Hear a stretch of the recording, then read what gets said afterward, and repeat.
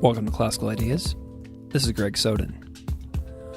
Recently, I started following a Twitter account with the moniker Dr. Death and Divinity because I was drawn into the vivid imagery of the Mexican folk saint Santa Muerte. The owner of that account is Dr. Andrew Chesnut, researcher and professor at Virginia Commonwealth University. Condemned as macabre by the Vatican and satanic by bishops in Mexico, Santa Muerte is also the fastest growing new religious movement in the West. I truly had a blast during this conversation. Dr. Andrew Chesnut's energy, stories, and research are so important on the landscape of religious studies right now. I completely recommend his book, Devoted to Death. I also recommend his collaborative website, skeletonsaint.com, which features essays and many columnists. I also love his Twitter account at AndrewChesnut1 for his travel photography, his frequent updates, and his commentary. Dr. Andrew Chesnut earned his Ph.D. in Latin American history from the University of California, Los Angeles, and was for a long time on the history department faculty at the University of Houston. He became an internationally recognized expert on Latin American religious history. Professor Chesnut's early work, Born Again in Brazil, The Pentecostal Boom, and the Pathogens of Poverty, was published by Rutgers University Press in 1997. His second book, Competitive Spirits, Latin America's New Religious Economy, arrived from Oxford University Press in 2003. But it is his most recent book, Devoted to Death, Santa Muerte, the Skeleton Saint, from Oxford University Press, that we discuss at length in this conversation. It is the first in-depth study of the Mexican folk saint in English and has received widespread media coverage. The book, to me, is an engaging and widely accessible book. It has an incredible story of the resurgence of Santa Muerte from 2001 to the present day and can be read by beginners and experts alike. We discussed a pretty comprehensive range of topics on Santa Muerte, from important figures to geography, the origin of the saint, narco-trafficking and police, and how to worship. Enjoy our conversation, and then get the book. I promise you will love it. So without further delay, here's my conversation with Dr. Andrew Chesnut on the topic of Santa Muerte.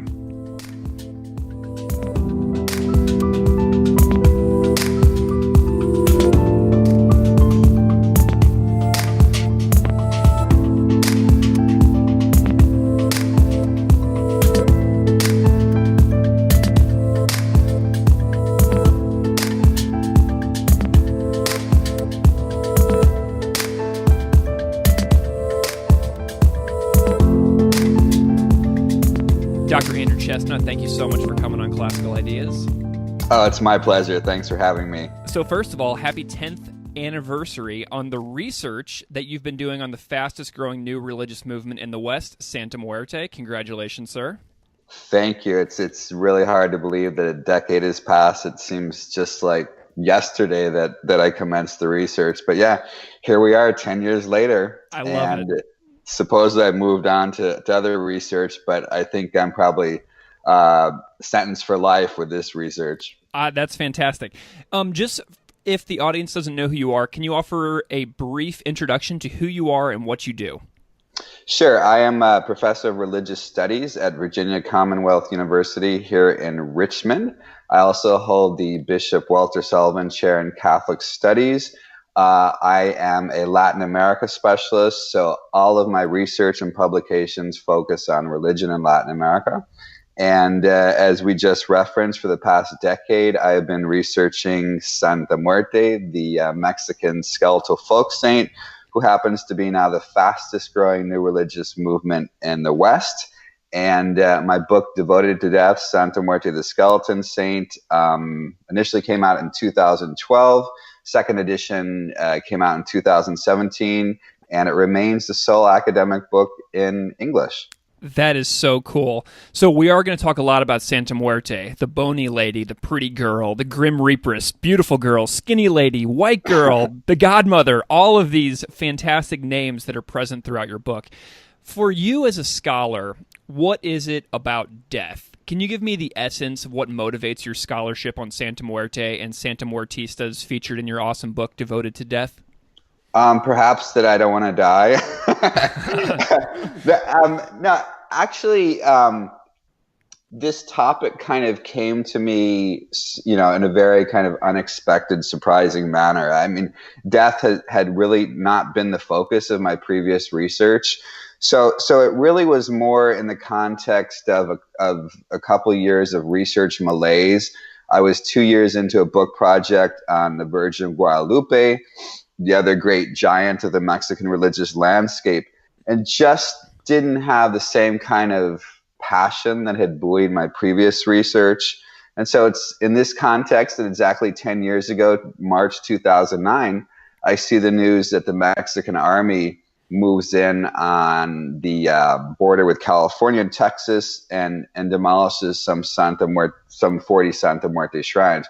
Now, I've been going to Mexico since the early 1980s, so I was familiar with folk Saint Santa Muerte, but had no idea, why the Mexican army had moved in to raise her shrines. So it really wasn't a career-long interest in death. It was more this just fantastic news that why is the Mexican army finding Santa Muerte so threatening that they need to bulldoze her shrines?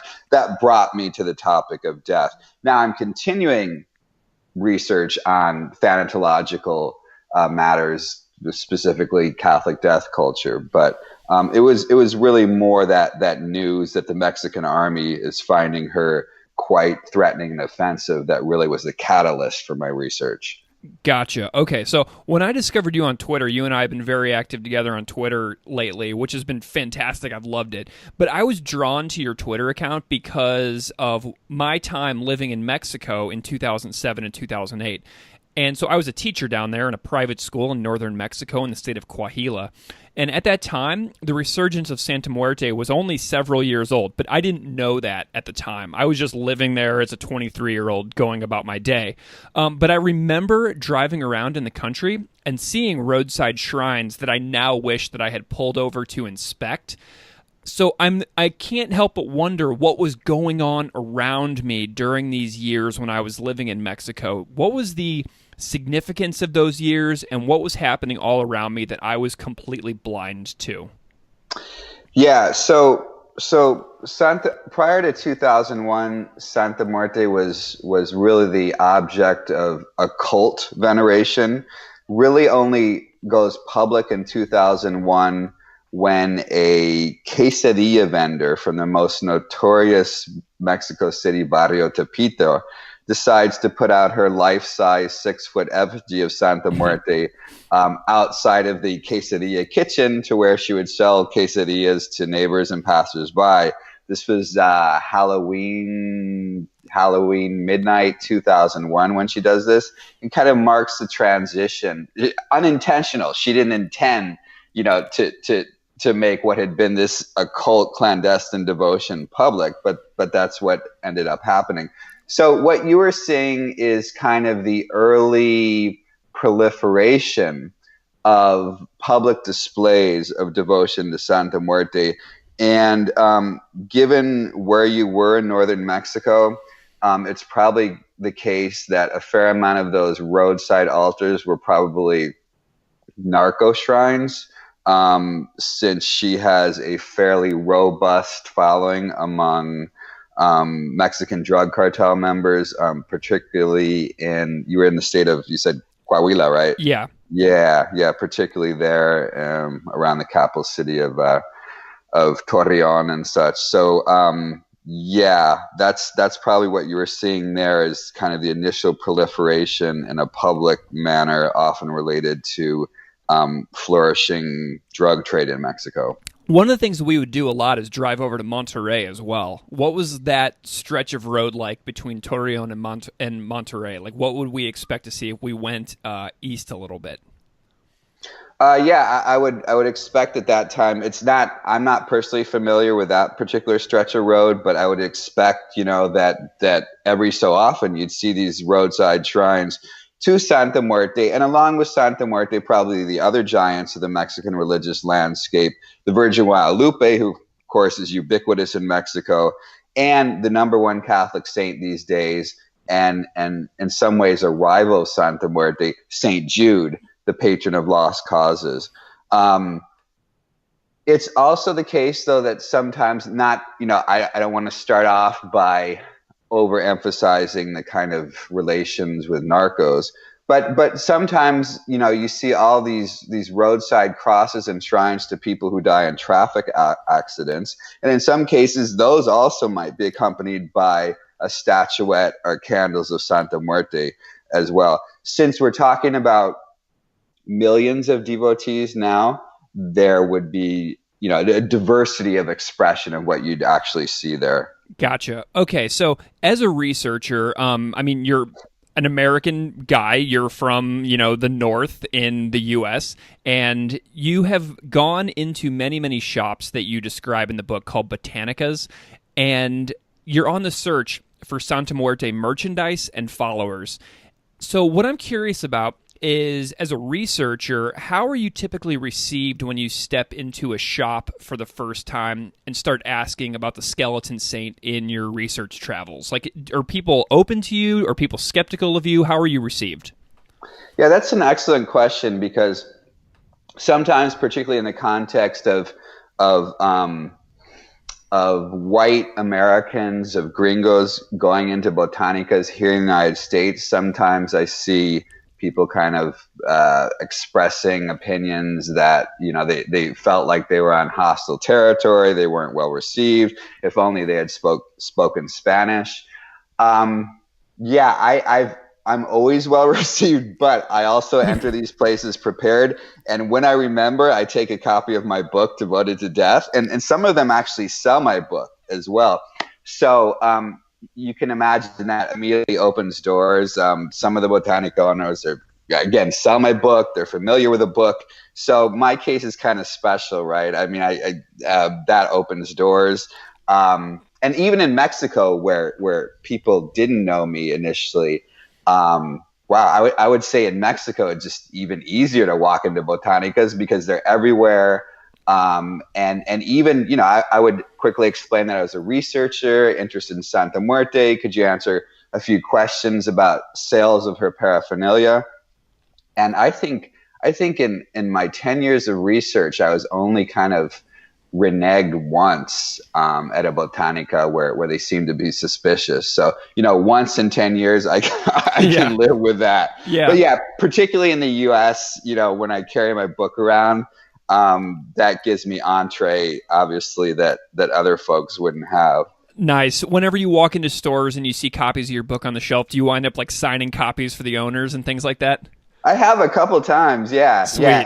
And the nice thing, it also was published a few years ago in Spanish in Mexico. Cool. So some of those botanicas will also have the Spanish edition as well, because a lot of their clientele obviously are Hispanophone Spanish speakers. Yeah. So, and I know that you're like trilingual. I know you speak Portuguese and Spanish really well. Did you do the translations of the book yourself? I did not. And sometimes I rant about this on Twitter.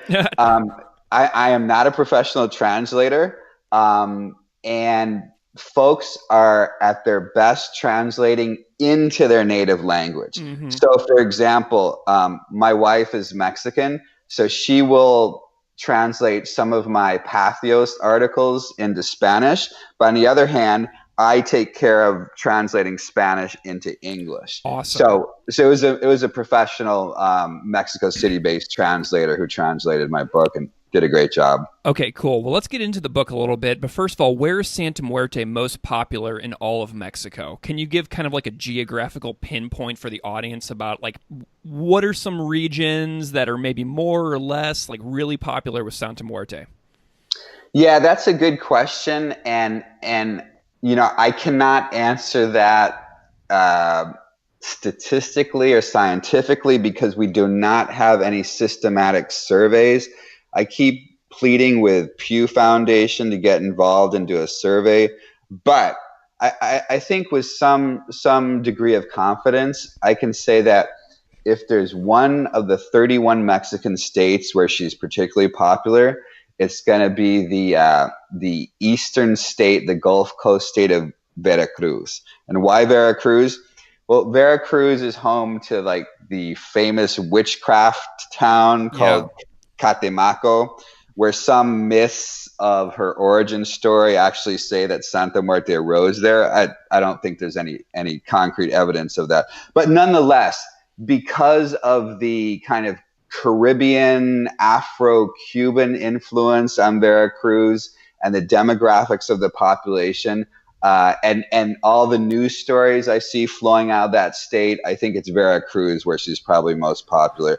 Also, I'd say Mexico City, particularly in the working class barrios. Again, it's in the most notorious contraband, crime-infested barrio Tepito, where she first emerges publicly, again with the quesadilla vendor, Doña Queta, her real name is Enriqueta Romero. But at this point, she's everywhere. I recently was in Chiapas and was really curious to find that if she had followers among Mayan indigenous people there, and lo and behold, she does. So her territorial coverage in Mexico is complete at this point. I would also say that she might have a disproportionate following in northern Mexico, particularly on the border as well. But again, this will be kind of a public plea to Pew or Gallup to please come in and give us some actual numbers on how many devotees we have. That is awesome. Okay, so you just mentioned a name, Enriqueta Romero. So let's talk about a few major figures that people should know. And the three names that jump out at me in the book are Enriqueta Romero, Enriqueta Vargas, and David Romo. Who are these folks and why do they matter? Wow, you've really done your homework here.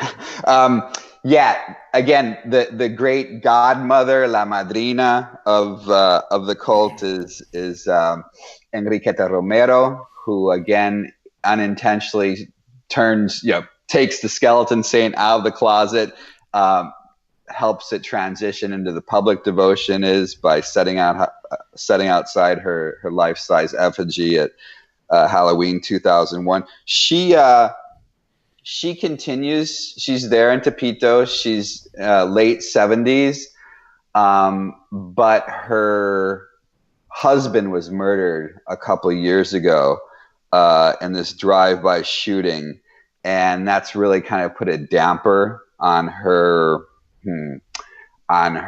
enthusiasm. I mean, the public rosary service that she initiated about 15 years ago continues and everything, but she's starting to step in the background also because of health issues.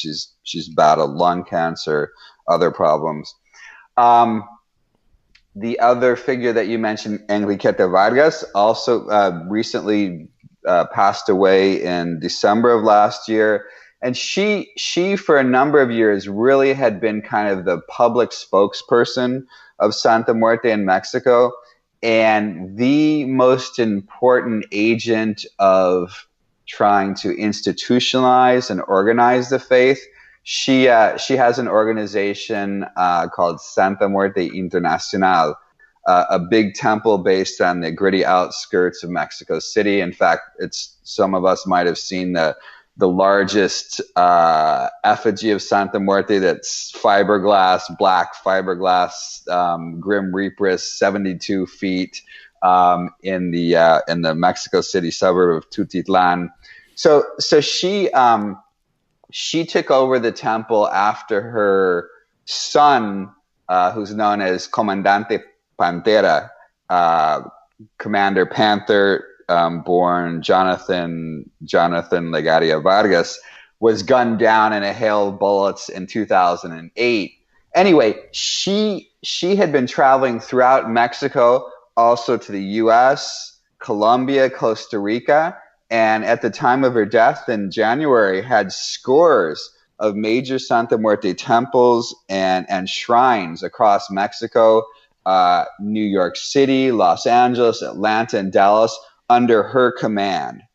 So that was really this kind of first major impetus at trying to institutionalize and organize the faith. Her daughter just recently became the successor, and it's kind of yet to be determined what the fate of the organization is with her 30-something daughter. The third figure that you mentioned, David Romo, was the first public spokesperson of Santa Muerte, who was the pioneer in founding the first official church of Santa Muerte, also in Tepito in 2003. He filed all the paperwork and was able to secure legal recognition for the Church of Santa Muerte, and that made Mexican religious history because it was the first time any Santa Muerte organization had gained legal status in Mexico. However, the legal status was very short-lived. It was rescinded in 2005 under the then President Fox administration from pressure of the Catholic Church. Catholic Church not happy about devotion to a death saint, especially when a lot of these devotees still consider themselves to be Catholic. So under pressure from the hierarchy of the Catholic Church, it was rescinded in 2005. So he kind of took to the airwaves and was really calling for, I think at one point he called for jihad, a holy war against the Catholic Church. Oh, man. Because he knew that they were behind the revocation of his legal status. And so he led a number of marches in Mexico City protesting. I think he even tried to file with United Nations human rights, protesting that as well. Anyway, he continued as the kind of very acerbic public face of Santa Muerte, and then when was it? 2011, I believe. He ends up being arrested for being the money man of a kidnapping ring in Mexico City, which specialized in kidnapping older folks. Oh my God. And along with the band of kidnappers was sentenced to, I believe, 60 years in prison. So there he is languishing in prison in Mexico City. His temple is still there. His wife took over. And I haven't been for a few years, but from folks who have been, I hear that it's kind of in decline and the attendance is pretty sparse. But he was the real pioneer in legal status and founding the first church and such, and obviously has faded away from the scene as he's serving his 60-something year sentence. Oh my gosh. Okay, and you just mentioned that you have been to David Romo's church. So in the book, like, you go to these places. Like, you're not just writing about it, you are seriously on the ground doing this work. And so in the book, there was a scene, and now talking to you, it's really great because now I can like hear all of the stories that you wrote in the book. Like, I can hear it in your own voice. And there's a scene that I absolutely loved where you write about like scurrying through the streets of Mexico City to the home of Doña Queta, where the first public shrine was set up in 2001. And you're writing about your urgent pace and you're with your family. And before it was over, you all hightailed it out of there to avoid what Enriqueta warned about thieves and bandits. So this work sounds a little nerve-wracking, like, personal safety-wise. And you mentioned earlier that like everybody warmly receives you, but have there been any like tough situations where your motivations were challenged to keep on doing this? Yeah, I mean, of course, and I think this is the reason why 7 years after its initial publication, My Devoted to Death remains the only book in English, because if you're going to do research on the ground, particularly as a non-Mexican, this can present some challenges, right? And particularly because of the associations with drug trafficking.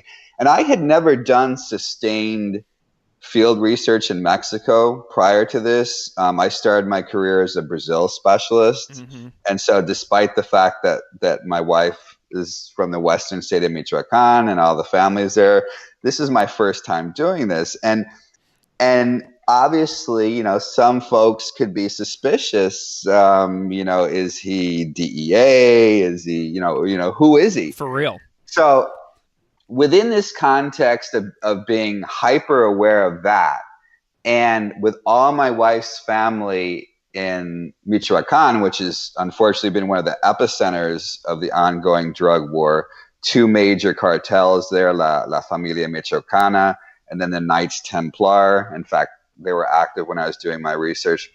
So, within that context of really having to go to some places that could be risky, I tried to take as much precautions as possible. For example, in the scene you described in Tepito, I tried not to be at Tepito at night. Mm-hmm. And the really nice thing about the shrine, which of course is the most important shrine in the devotional world of Santa Muerte there in Tepito, is it's just a couple blocks away from the Tepito subway station. Mm-hmm. And so you have a fairly quick exit out in just 2 blocks. In interviewing people, I'm sure I interviewed people involved in the drug trade, but obviously I'm not asking about that. Yeah. And they're usually not offering any information. So, certain subjects I just stayed away from. And I don't know. I guess the most challenging thing was sometimes in Tepito, I'd have people who are obviously on drugs, teens, maybe huffing glue, who'd come up and be somewhat aggressive and stuff. But nothing I really couldn't handle. Yeah. And here I am living another day, right? For sure. I did take as much precautions as possible, and I was really, really mostly concerned about the family in Michoacan, and didn't want to do anything that might jeopardize them. And let me just end this part by saying I think it also helped that often in the early stage of my research in Mexico, my Mexican wife, Fabiola, was with me. And sometimes would do interviews, particularly with women devotees. And so I think sometimes that also helped that, we're this Mexican-American tandem as well. So it wasn't just me, the lone gringo, during the research. I love it. So earlier you mentioned that Doña Queta's husband was assassinated. Is she safer in her neighborhood with her history within Santa Muerte, or is she in danger still? Because, I'm curious about her level of status and respect due to her association with Santa Muerte. Yeah, I would say, I would say that she is mostly untouchable, but that obviously does not extend to family members of hers. Again, it's a really tough neighborhood, gang infested, and her family has been there for a long time, and she has I think 7 or 8 sons, and so this could have been related to activities of family members and such, but I think her status is just legendary at this point. And even as some gangsters might have a beef with her, I would say that she's pretty much untouchable, and especially so since she's almost an octogenarian here as well. Okay, so there are some competing narratives about the origin of the folk saint Santa Muerte, but first of all, just very briefly, can you describe what a folk saint generally is? Right. So Latin America is kind of interesting and unique in that, on one hand, this is the most Catholic region on earth. Some 40% of the world's 1.2 billion Catholics are Latin American. Our two largest Catholic populations on earth are Latin American countries, first Brazil and then Mexico. Of course, Catholicism brought over as part of the conquest and colonization by both the Spanish and the Portuguese. So this has historically been the most thoroughly Catholic region on earth. The Catholic Church, believe it or not, has some 10,000 saints to choose from. But apparently those 10,000 saints were not enough for many Latin Americans. Why would that be? Well, most of these Catholic saints, of course, were Europeans who lived centuries ago and who don't necessarily speak to or resonate with particularly working class Mexicans, Argentines, Paraguayans. And so maybe in this vacuum or void of a lack of resonance of European saints who lived centuries ago, Latin Americans create these folk saints, these grassroots miracle working figures who in most cases were actual real Latin American men and women who were born on Latin American soil and often died tragic, violent deaths, often related to cases of injustice. And then a few years after their deaths, developed reputations that spread initially by word of mouth for being efficacious miracle workers. And so folks will gather either at the site of their death, often a murder, or at their graveside and petition these deceased souls for miracles of all kinds, of all stripes, but typically focusing on the main ones of health, wealth, and love. And so, for example, before Santa Muerte comes big, we have the folk saint of northern Mexico who's associated with the Mexican narco El Chapo Guzman, who is just sentenced to life by a New York jury, named Jesus Malverde, who was kind of the original narco saint from the state of Sinaloa. We have another figure from the 1920s, 1930s, who is an actual folk healer, a curandero, named Niño Fidencio, who's still big in northern Mexico and Texas. So anyway, most of these, so they're not recognized by the Catholic Church. Most of them were real Latin American men and women.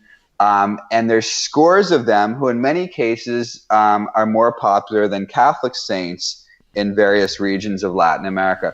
So Santa Muerte fits within that paradigm. However, where I think we can distinguish her from fellow folk saints is that at this point in the development of her devotion, she cannot be traced back to any single Mexican woman who ever walked on Mexican soil. She at this point is seen as personifying death itself. Maybe I should say death herself, because we're talking about a female representation of death.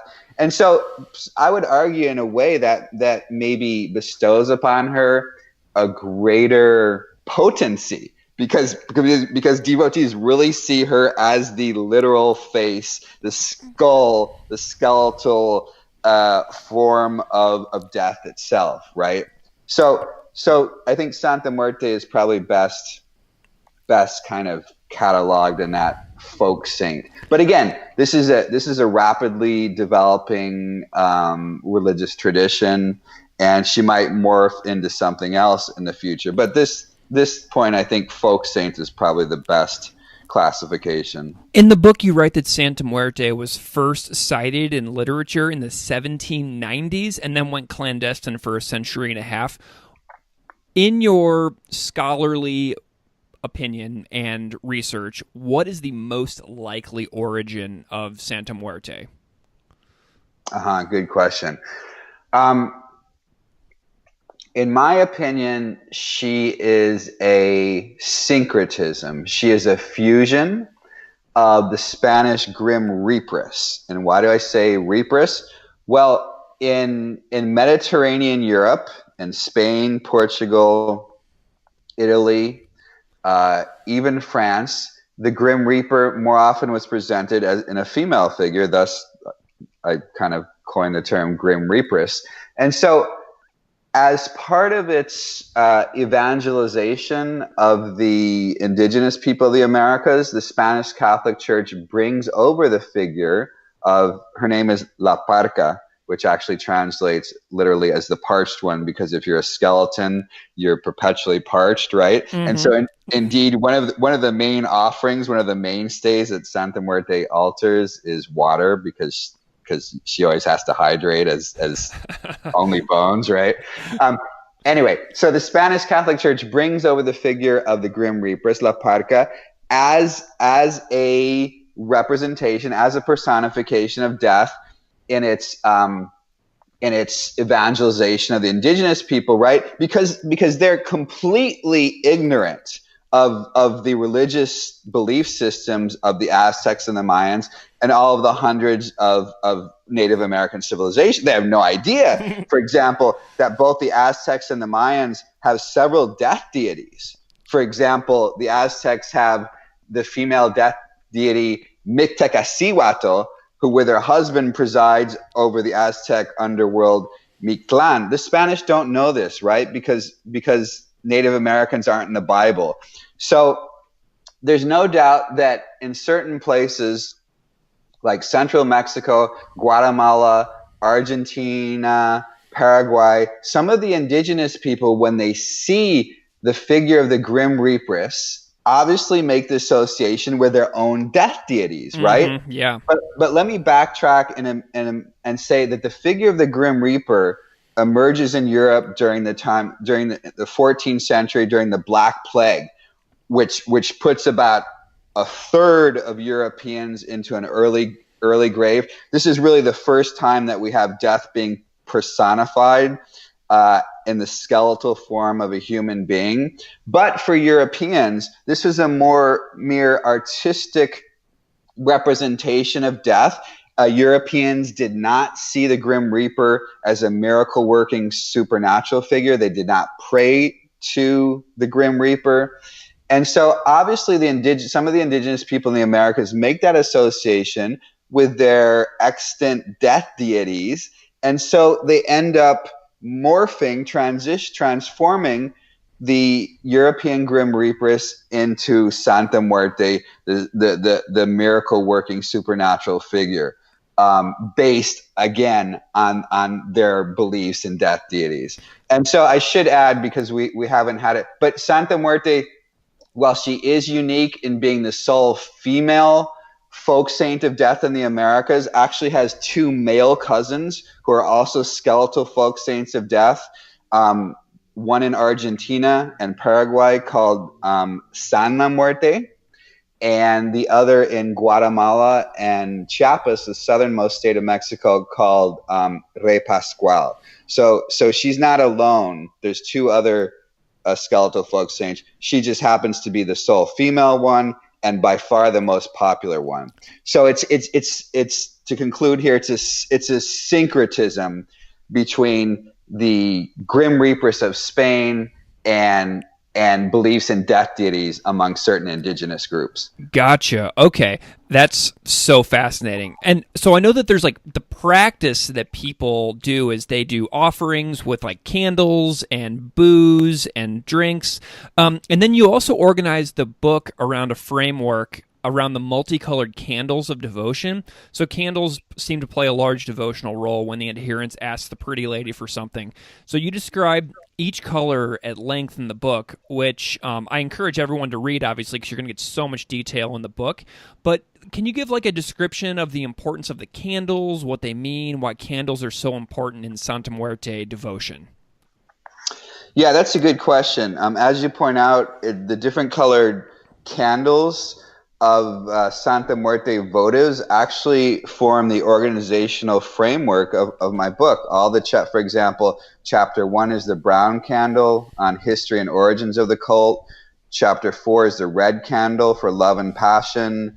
Chapter 7 is the green candle for law and justice. So it's kind of ironic that this happened because I'm mildly colorblind. Oh, fun. and often have to ask people, is this a yellow candle or a gold candle? So it was so ironic that I ended up having to use colors, but it seems so natural. So yeah, there are these basic colors, all that represent basic types of miracles and petitions that people are looking for. And I'll go quickly to the number one seller in Mexico, which is the red candle, not of blood and murder, but of love and passion. Awesome. And I love talking about this because on both sides of the border, the mass media stories of Santa Muerte always ignore her really, really important role as love doctor. Yeah.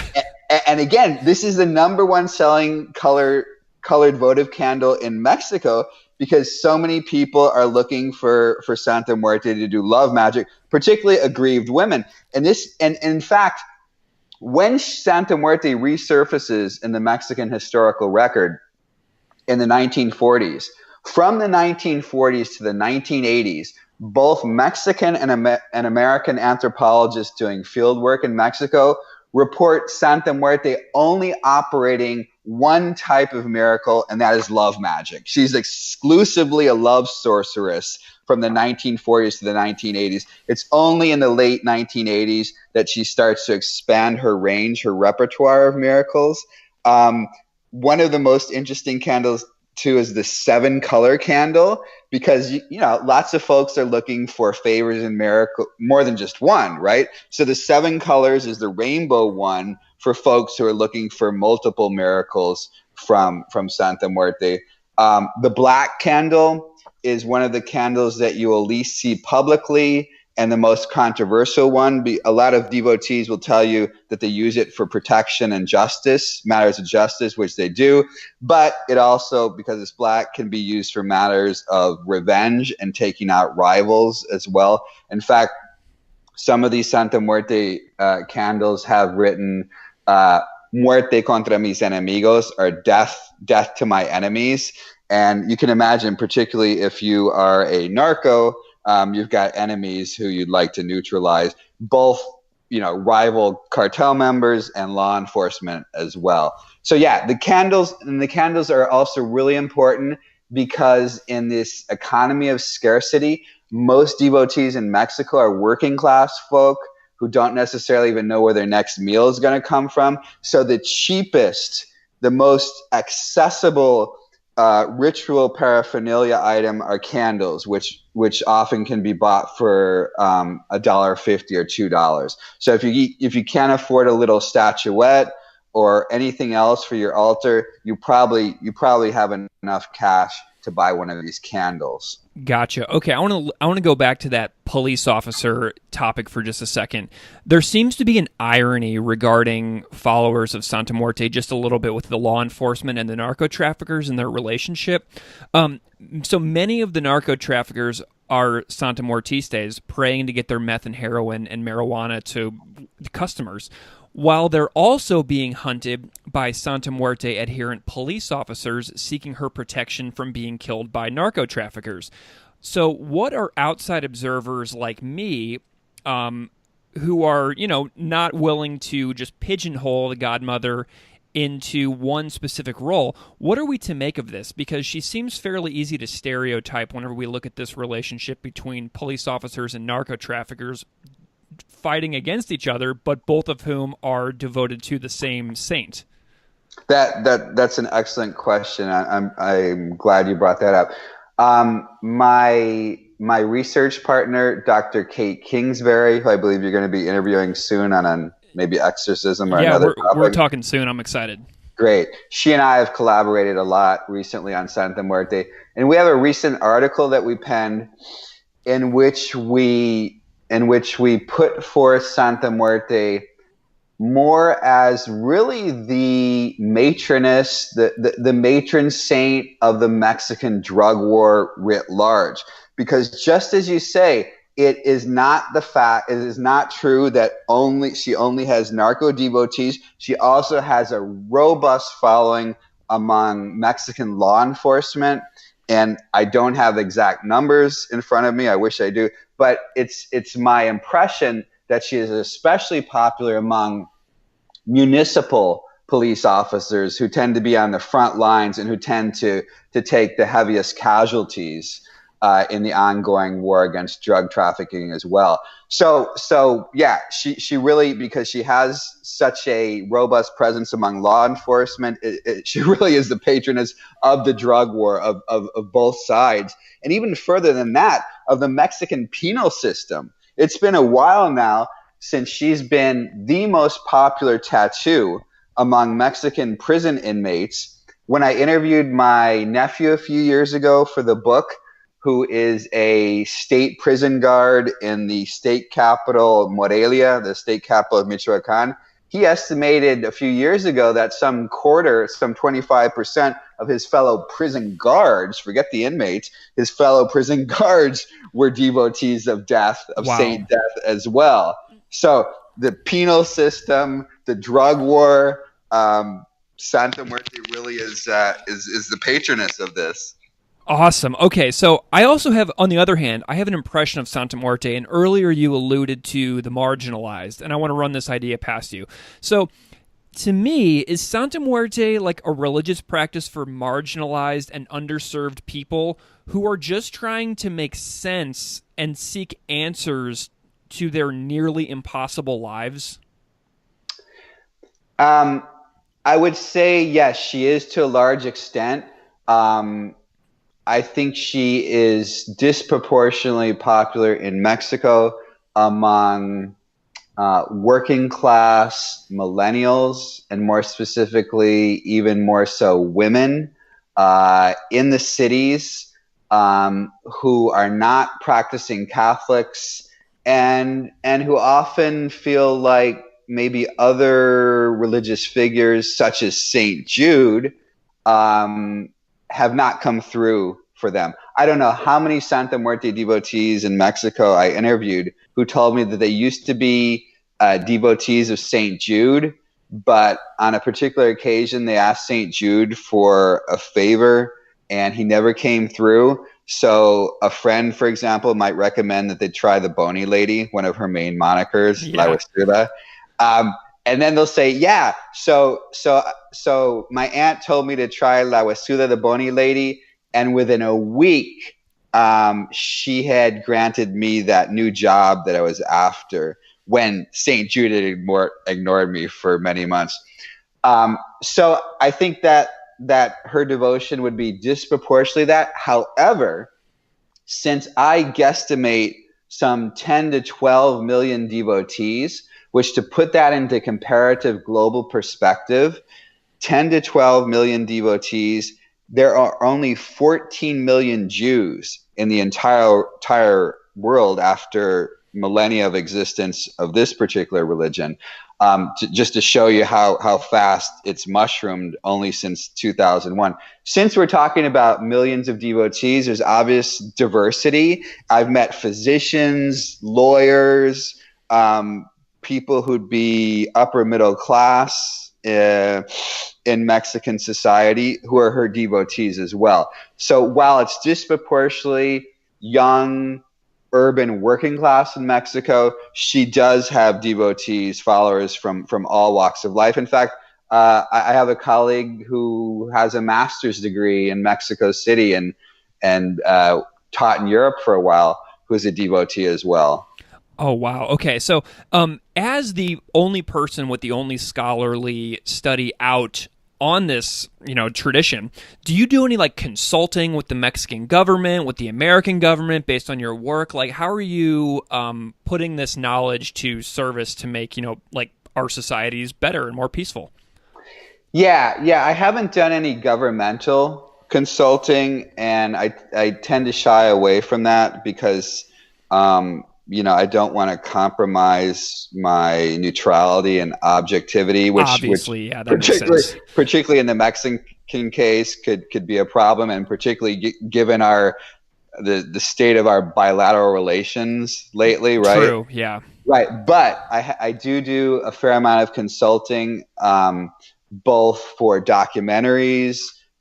Did a recent one for a Will Smith produced film that's coming out in a few months, in which Santa Muerte is going to be played by Kate del Castillo, who's one of Mexico's top actresses. Yeah, she's huge. So they came to me and also my colleague, Dr. Kingsbury, to make sure that everything was as it should be for this particular scene.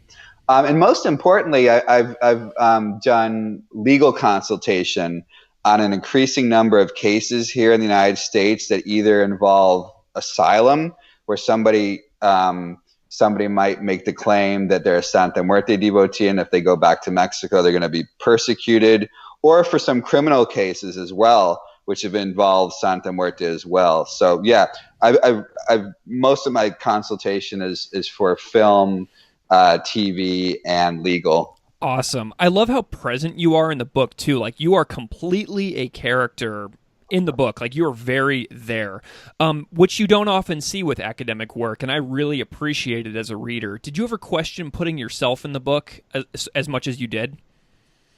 Yeah, that's another excellent question. I really want to insert myself in this book. This is my third book. I already had been a full professor, so when you're in a full professor, you kind of have more leeway, more leverage to kind of do what you want. And so yeah, I was not very present in my previous two books, particularly my second book, which was densely academic, which was designed to earn me promotion to full professor. So yeah, I wanted to be part of the narrative. I wanted to write a book that was accessible to a general audience beyond the ivory tower as well. And so, yeah, I knew that I had to be in there, and I really hadn't done that before. So it was sometimes a real challenge to strike that balance of inserting myself, but I didn't want to do it too much.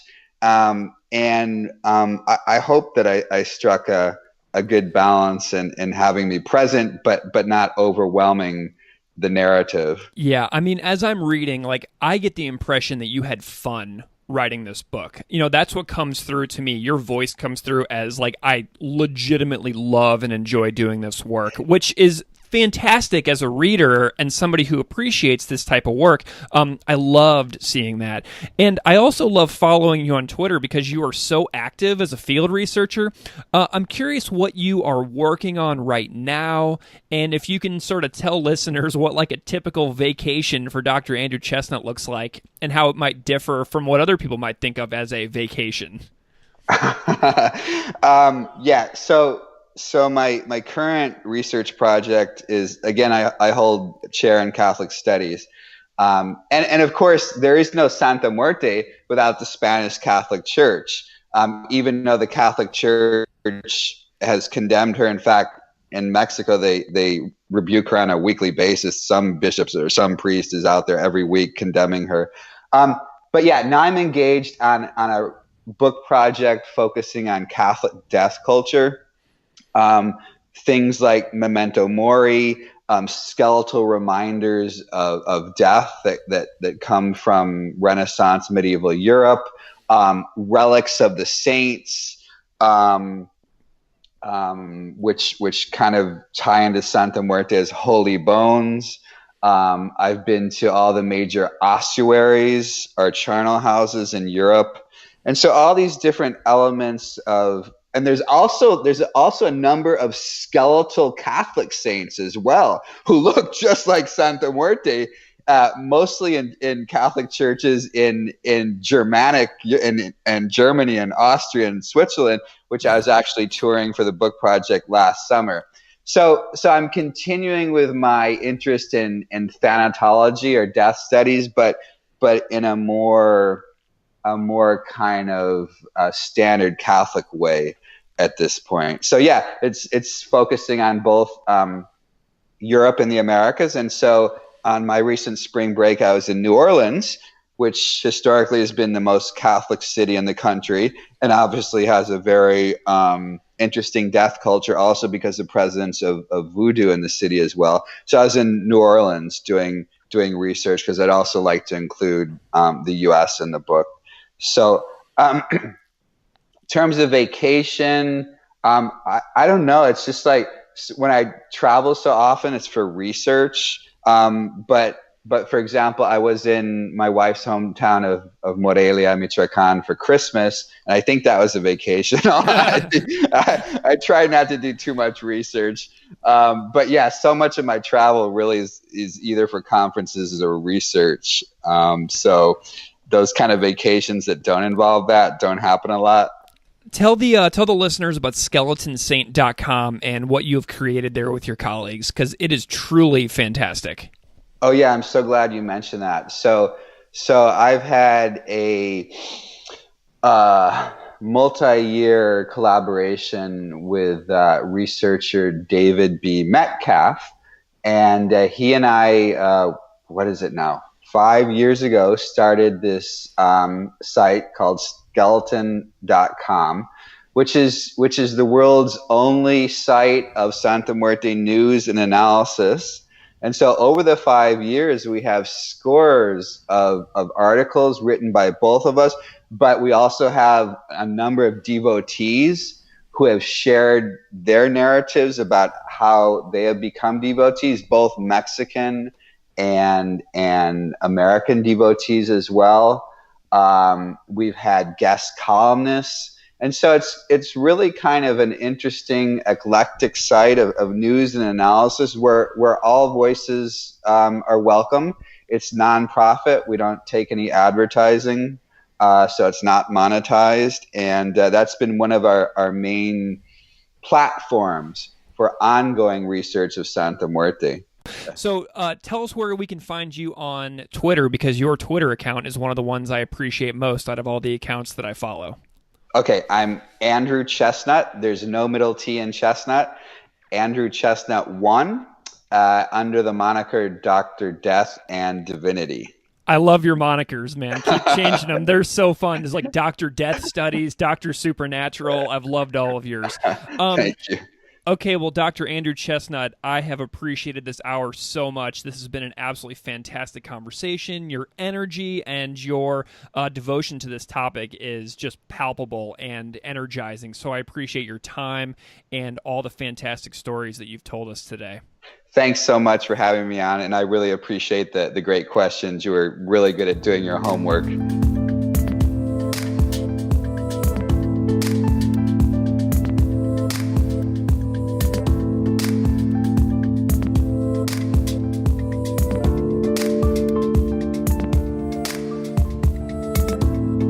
Classical Ideas is produced by me, Greg Soden.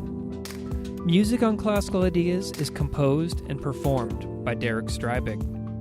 You can find his music at www.wearewarmmusic.com. If you like this show, please rate it on iTunes, Stitcher, or wherever you get your podcasts. You can email me at classicalideas@outlook.com. Or find me on Patreon at patreon.com/Classical Ideas Podcast. Thanks so much for listening.